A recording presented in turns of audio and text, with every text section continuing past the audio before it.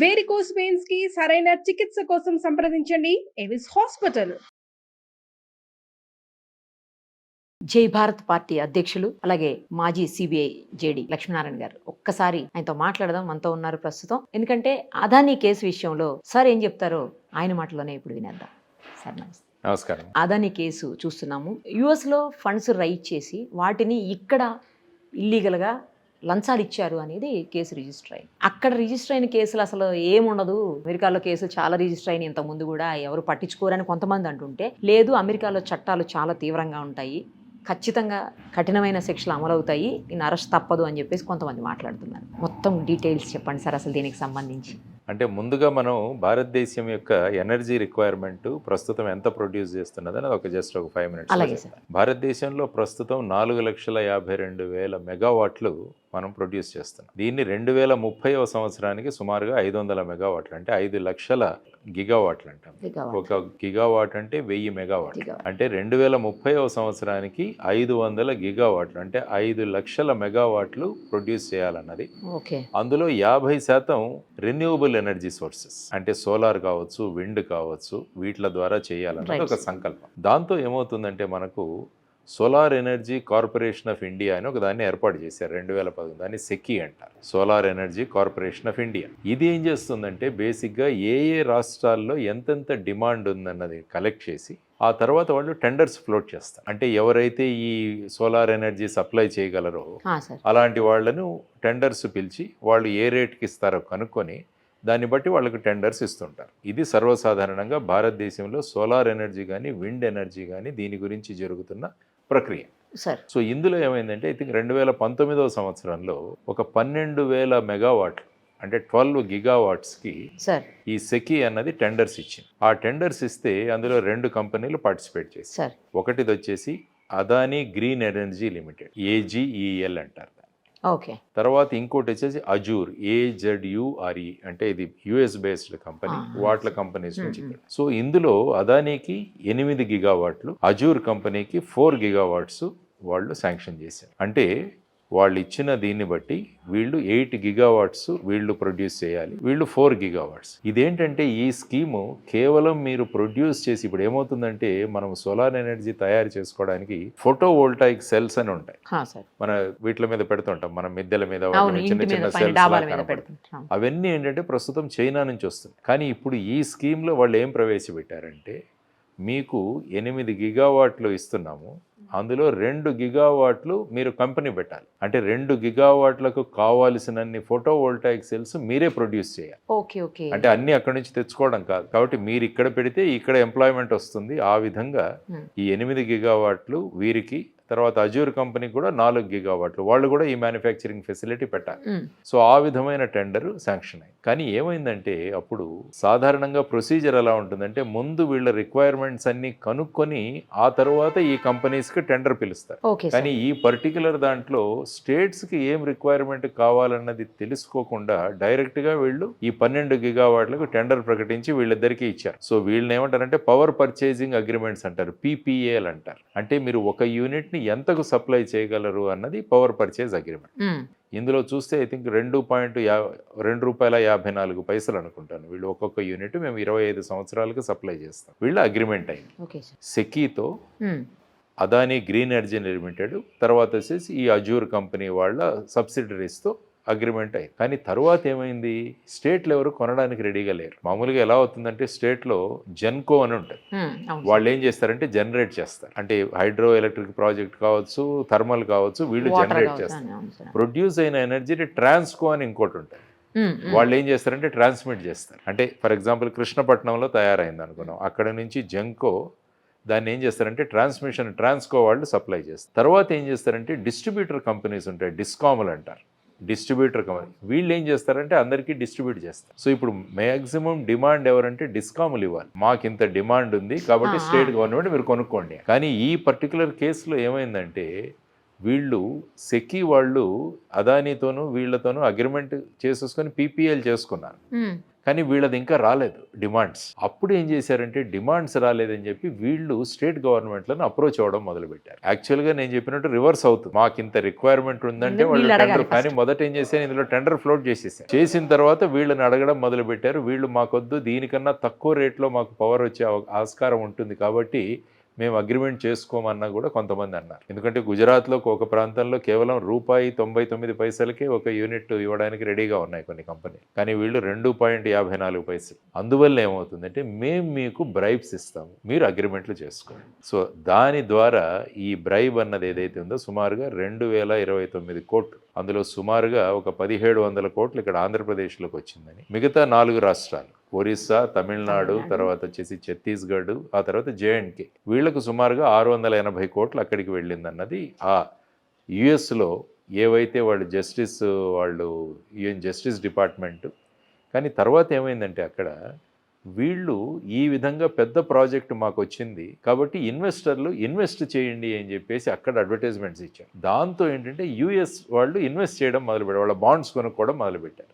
అందువల్ల ఏమొచ్చిందంటే security and exchanges committee, SEC అన్నది కూడా వచ్చింది. అక్కడ చట్టాలు ఉన్నాయి. ఒక చట్టం ఏంటంటే foreign officials non bribery act అని ఒకటి ఉంది. అంటే ఇటువంటి వాటిని చేసేటప్పుడు మీరు ఫారిన్ నేషనల్ వాళ్ళకి బ్రైబ్స్ ఇస్తే, అంటే లంచాలు ఇస్తే, అది ఈ చట్టానికి వ్యతిరేకం అని చెప్పి ఒక చట్టం. ఓకే. సో ఇందులో 2 విషయాలు ఉన్నాయి. ఒకటి వచ్చేసి ఈ విధంగా మీరు లంచాలు ఇవ్వడం అన్నది ఆ చట్టానికి వ్యతిరేకం కాబట్టి క్రిమినల్ యాక్షన్.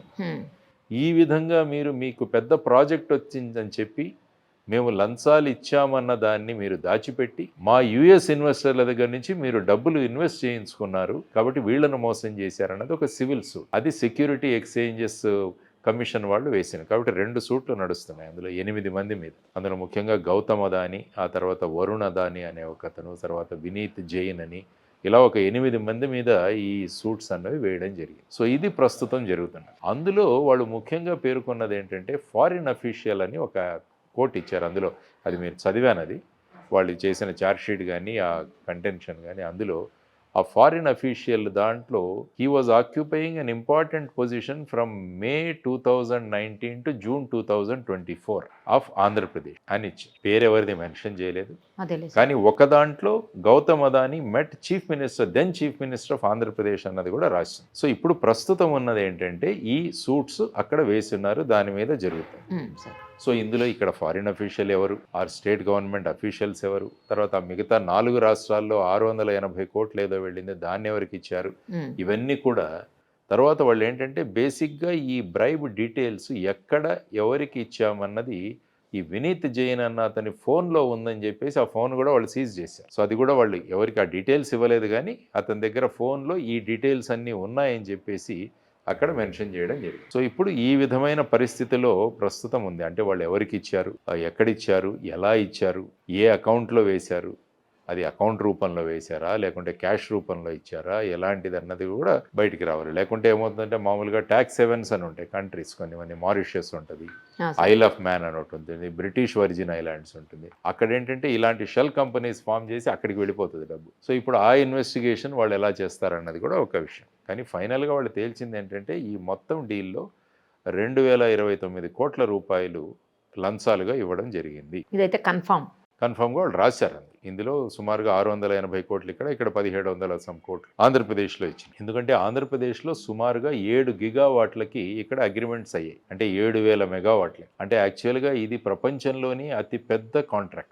వీళ్ళకి ఇచ్చిన మొదట నేను చెప్పిన 12 గిగావాట్స్ అనేది ఇంతవరకు ఎప్పుడూ జరగలేదు. సో అలాంటిది జరిగింది. మరి సెకీ వాళ్ళ రోల్ ఏంటి, solar energy corporation of India వాళ్ళు ప్రొసీజర్ ఫాలో అయ్యారా? జనరల్గా ఇక్కడ డిమాండ్స్ వచ్చిన తర్వాత అక్కడ అగ్రిమెంట్ అవ్వాలి, కానీ ముందే ఇచ్చేసి మా దగ్గరికి ఎవరు రావట్లేదని వీళ్ళకు చెబితే వీళ్ళు వెళ్ళడం అది ఎప్పుడు జరగదు మామూలు. ఎందుకంటే నేను స్టేట్, ఫర్ ఎగ్జాంపుల్ ఆంధ్రప్రదేశ్, నాకు 6000 మెగావాట్లు కావాలి, నేను నా డిమాండ్ సెకీకి పంపిస్తాను. ఇలా అన్ని రాష్ట్రాల నుంచి వచ్చిన తర్వాత సెకీ వాళ్ళు టెండర్ వేస్తారు, మాకు టోటల్గా భారతదేశంలో 12,000 మెగావాట్లు కావాలి కాబట్టి మీరు మీ టెండర్స్ వేయండి అని. సో వాళ్ళు కొటేషన్స్ ఇస్తారు. ఇచ్చిన తర్వాత వాళ్లతో రివర్స్ టెండరింగ్ చేసి ఫైనల్గా పవర్ పర్చేజ్ అగ్రిమెంట్స్ చేసుకొని, అది అయిన తర్వాత వీరితో పవర్ సేల్ అగ్రిమెంట్స్ చేసుకుంటారు. PSA అంటారు, అది PPA, ఇది PSC. ఈ డిస్కాములతో వాళ్ళు PSAలు చేసుకుంటారు.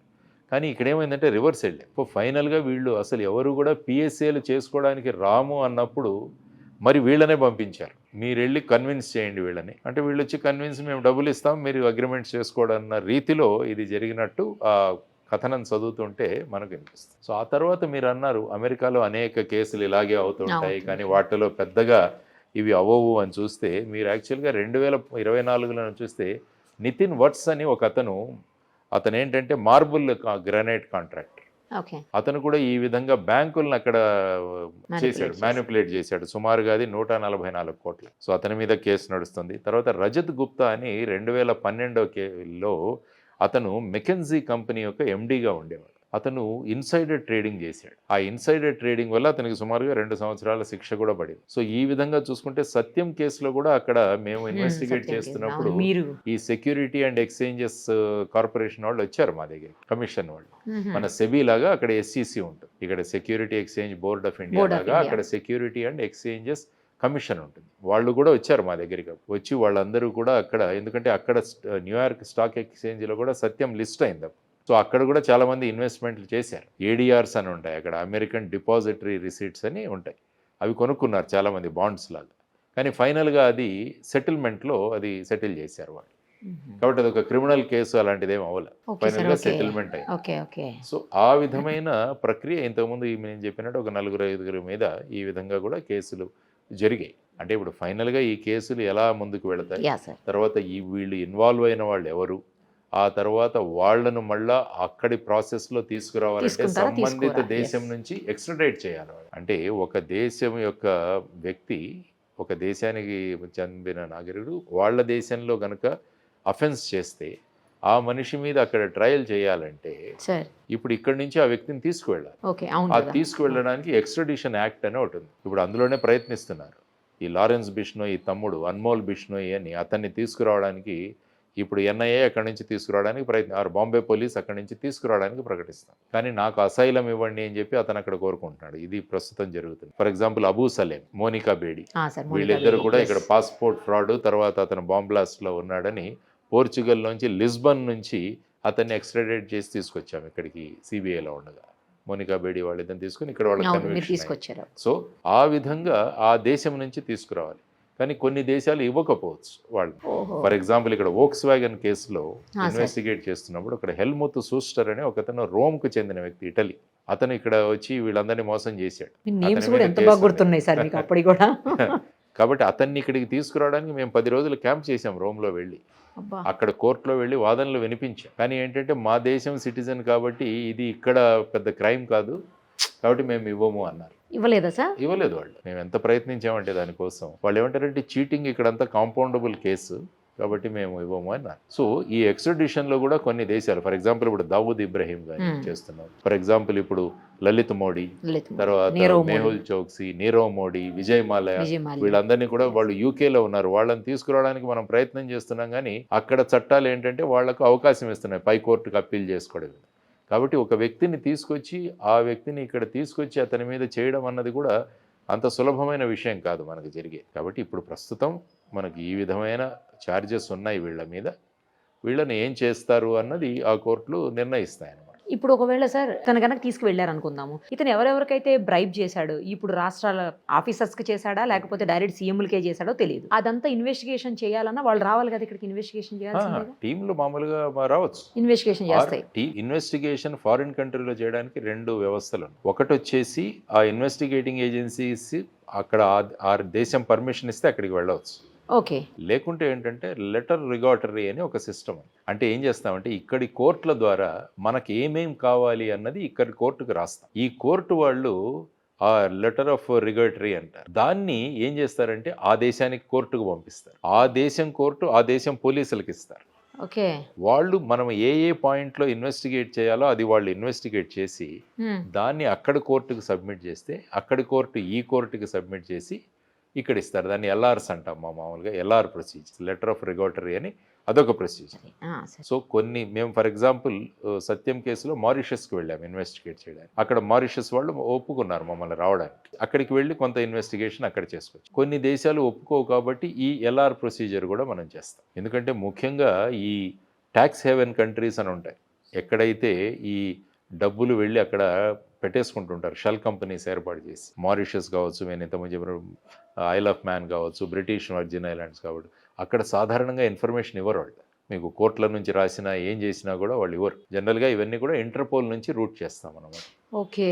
సో ఇప్పుడు కావాలంటే అక్కడ ఉన్న FBI ఏదైతే ఏజెన్సీ ఉందో, ఇంకొక ఛార్జ్ దాంట్లో చదువుతుంటే తెలిసింది ఏంటంటే, వీళ్ళు ఈ ఇన్వెస్టిగేషన్ అవ్వకుండా కూడా అడ్డుకోవడానికి కూడా ప్రయత్నం చేశారని ఒక ఛార్జ్ ఉంది వీళ్ళ మీద. ఈ గౌతమ్ అదానీ, మిగతా ఈ వినీత్ జైన్, తర్వాత వచ్చేసి ఇంకొక ఈ అదానీ వాళ్ళ నెఫ్యూ, వీళ్ళందరూ కూడా అడ్డుకున్నారన్నది ఒకటి అలిగేషన్. సో ఈ విధమైన అలిగేషన్స్లో మరి ఏ విధంగా ఈ కేసు ముందుకు వెళుతుందన్నది వేసి చూడాల్సిన అంశం. సార్ ఇప్పుడు ఒకవేళ అంతా ఇన్వెస్టిగేషన్ ప్రాపర్గానే అయింది అనుకుందాం సార్, చాలా టైం టేకింగ్ ప్రాసెస్ నాకు అర్థమైంది. అంత అయిన తర్వాత కూడా ఒకవేళ నిజంగా ఇక్కడ సీఎంసో లేకపోతే ఇక్కడ అఫీషియల్స్ ఏమైనా ఇన్వాల్వ్మెంట్ ఉంది అని తెలిస్తే మళ్ళీ వీళ్ళ మీద కూడా కేసు బుక్ అవుతుంది అక్కడ? ఆ కేసులోనే వీళ్ళని తీసుకుంటారు కదా, అదే ఆ కేసులోనే అక్యూజ్డ్ గా తీసుకుంటారు. అంటే ఇప్పుడు ఏంటంటే ఈ బ్రైబ్ ఎక్కడ ఇవ్వబడడం జరిగిందన్నది చూడాలి. అంటే జ్యూరిస్డిక్షన్ ఒక ప్రశ్న వస్తుంది అన్నమాట. అదే అందుకోసం అడిగాను సార్. అంటే ఇప్పుడు వీళ్ళ అకౌంట్లో ఇక్కడ వచ్చాయా, అంటే ఈ ట్రాన్సాక్షన్ అన్నది ఎక్కడ జరిగింది, ఇవన్నీ కూడా. అంటే భారతదేశంలో ఇది జరిగిందని మరి అక్కడ ఉన్న ఎవిడెన్స్ తీసుకొని ఇక్కడ మనం ఇక్కడ ఏదైనా కేసు కట్టొచ్చా అన్నది కూడా చూడాల్సిన అంశం. సో ఆ విధంగా, ఎందుకంటే ఆ బ్రైబరీ అన్నది ఇక్కడ జరిగింది కాబట్టి ఈ విధంగా ఇంపార్టెంట్ పీపుల్ ఎవరైతే ఉన్నారో, ముఖ్యమైన వ్యక్తులు ఎవరైతే ఉన్నారో, వారు ఈ విధంగా దీన్ని క్రిమినల్ మిస్కాండక్ట్ అంటాం, ప్రివెన్షన్ ఆఫ్ కరప్షన్ యాక్ట్లో, ఈ విధంగా స్వలాభం కోసం ఈ విధంగా అనుకున్న రేటు కన్నా ఎక్కువ అమ్మడం, లేకుంటే వాళ్ళ దగ్గర బ్రైబ్స్ తీసుకొని మనకు అవసరం లేకున్నా కూడా అగ్రిమెంట్స్ చేసుకోవడం, ఇంకా తక్కువ రేట్లో ఎక్కడైనా ఎనర్జీ దొరుకుతున్నా కూడా దాన్ని తీసుకోకుండా ఎక్కువ రేట్లో వీళ్ళ దగ్గరే తీసుకోవడం వల్ల ఇంత డబ్బు ప్రభుత్వ ఖజానాకు నష్టం వచ్చింది. అంతే కదా.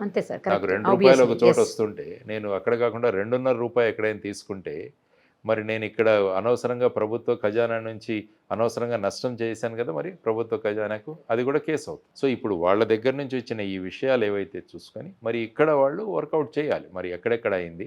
ఎందుకంటే 4-5 రాష్ట్రాలు ఉన్నాయి. అవును సార్, 4 రాష్ట్రాలు. వాళ్ళు ఎవరెవరు ఇన్వాల్వ్ అయినారు, వాళ్ళది ఏంటి ఇక్కడ భూమిక అన్నది కూడా చూడాలి. సో ఈ విధమైన పరిస్థితుల్లో ప్రస్తుతం ఇంకా ప్రిలిమినరీ ఇన్ఫర్మేషన్ వస్తుంది. ఈరోజు న్యూస్ పేపర్స్లో ఆర్టికల్స్ చాలా వచ్చాయి. తర్వాత వెబ్సైట్స్లోకి వెళితే మొత్తం వీళ్ళ టోటల్ ఛార్జ్ షీట్ లాంటిదే మనకు కనపడుతుంది. అవును సార్. అటు SEC వాళ్ళు వేసింది, తర్వాత డిపార్ట్మెంట్ ఆఫ్ జస్టిస్ వాళ్ళు వేసింది, ఇవి రెండు కూడా కనపడుతున్నాయి. ఇప్పుడు ఇన్వెస్టిగేషన్ తర్వాతే అరెస్ట్ చేస్తారా సార్? ముందే దీన్ని బేస్ చేసుకుని అరెస్ట్ చేసే అవకాశాలు ఉంటాయా? అంటే ఏంటంటే వాళ్ళ దగ్గర నుంచి ఏదైనా మనకు సమాచారం రాబట్టాలి అంటే వాళ్ళని అరెస్ట్ చేయొచ్చు. అరెస్ట్ చేసే సందర్భంలో వాళ్ళ దగ్గర నుంచి ఇన్ఫర్మేషన్ రాబట్టాలి అన్నది, లేకుంటే కోర్టుకి డైరెక్ట్గా ఛార్జ్ షీట్ ప్రొడ్యూస్ చేసి వాళ్ళకు కోర్టులో పిలిచి అక్కడ ట్రయల్ నడపచ్చు. అలా కూడా ఓకే సార్, ఓకే.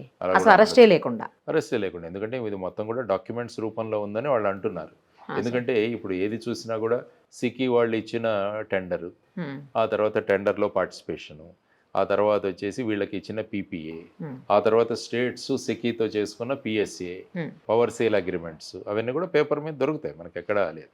ఇప్పుడు మెయిన్ పార్ట్ వచ్చేసి బ్రైబ్, వాళ్ళకు పే చేసిన ఈ లంచాలు అన్నవి ఎక్కడి నుంచి పే చేశారు, ఎలా ఏ ట్రాక్లో ఎలా వెళ్ళింది అన్న దాని గురించి వెళ్ళారు. ఎందుకంటే వీళ్ళు ఎవరెవరిని కలిశారు ఇలాంటివన్నీ కూడా దీంట్లో రాశారు, ఎవరు ఏ డేట్న ఎలా కలిశారని. అది కూడా ఒక ఇన్వెస్టిగేటింగ్ ఏజెన్సీస్ కూడా ఈ వాళ్ళు రాసిన సీక్వెన్స్ కూడా మంచి గైడింగ్. అంటే వాళ్ళు రాసిన పాయింట్స్ ఏ విధంగా ఒక్కొక్క ఇష్యూని ఏ విధంగా టేకప్ చేశారని సుమారుగా 30-40 పేజీల ఇది ఉంది అందులో వాళ్ళు ఇచ్చిన ఛార్జ్ షీట్లో. సార్ అసలు ఇండియన్ చట్టాలు టఫ్ ఉంటాయా లేకపోతే అమెరికన్ చట్టాలు టఫ్ ఉంటాయా? అమెరికన్ చట్టాలు చాలా టఫ్గా ఉంటాయి. ఎందుకంటే ఇండియాలో ఏమవుతుందంటే మనం ఒక 10 సెక్షన్లు వేస్తాం, ఒక్కొక్క సెక్షన్కి రేపు కోర్టులో శిక్ష పడింది అనుకున్నాం. కానీ ఇక్కడ సాధారణంగా ఏమంటారంటే ఇవన్నీ కూడా అన్ని కలిపి నడుస్తాయి. అంటే కంకరెంట్ ఉంటుంది అన్నదొకటి, తర్వాత వచ్చేసి one after the other.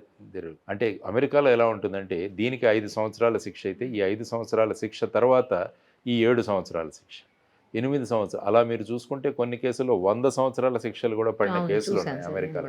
So ఆ విధంగా ఫైనల్గా అక్కడ ఉన్న జడ్జి, ఆ తర్వాత అక్కడ కూడా అప్పీల్ ఉంటుంది, పై కోర్టు, తర్వాత ఫైనల్గా ఫెడరల్ కోర్ట్స్, ఇవన్నీ తీసుకొని వాళ్ళ నిర్ణయం. ముందు ఇక్కడ ఇది ఛార్జ్ షీట్, దాని తర్వాత ట్రయల్ నడవాలి. ఎందుకంటే దీంట్లో గౌతమ్ అదానీ గారు ఏమన్నారంటే ఇటువంటిది ఏది జరగలేదు, దీంట్లో ఏమాత్రం తథ్యం లేదు అని వాళ్ళు కూడా ప్రెస్ నోట్ ఇష్యూ చేశారు. కాబట్టి అక్కడ అమెరికాలో జరిగినా ఏది జరిగినా కూడా అందరికీ వాళ్ళకి ఛాన్స్ ఇస్తారు.